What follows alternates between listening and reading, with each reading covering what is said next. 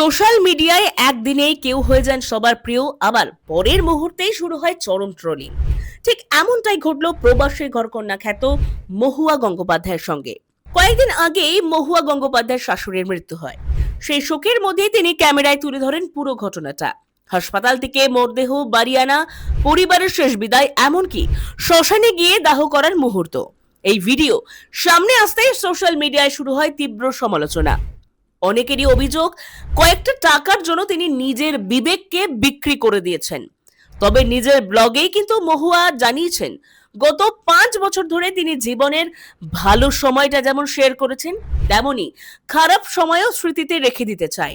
তার কথায়, আমরা যেমন সুখের মুহূর্ত আপনাদের সঙ্গে ভাগ করি, তেমনি এটা আমাদের পরিবারের কঠিন সময়। ডেইলি ব্লগার হিসাবে মনে হয় এটাও শেয়ার করা উচিত। তিনি আরো বলেন, প্রথমে ভিডিও করার কথা ভাবেননি, কিন্তু তার শ্বশুর বাড়ির সদস্যরাই নাকি তাকে বলেছিলেন শেষ যাত্রার ভিডিও রাখতে, যাতে ভবিষ্যতে পরিবারের মানুষ চাইলে সেই স্মৃতি দেখতে পারেন। এমনকি সমালোচনা এড়াতে তিনি স্পষ্ট করে জানান, এই ভিডিও থেকে কোনো রকম টাকা রোজগার করবেন না, ইউটিউবে মনিটাইজেশনও বন্ধ রাখবেন। তবুও কিন্তু ট্রোল থামেনি। একটি পোস্টে কটাক্ষ করে লেখা হয়, ব্যাকগ্রাউন্ড মিউজিক দিয়ে লিখেছ, জীবন খাতায় যুক্ত হলো নতুন দুটি পাতা, ধিক্কার তোমায়। এখন প্রশ্নটা কিন্তু থেকেই যায়, ব্যক্তিগত শোকের মুহূর্ত ক্যামেরায় ধরা কি ভুল, নাকি সোশ্যাল মিডিয়ার যুগে এটাও এক নতুন বাস্তবতা? আপনার কি মত? কমেন্টে জানান।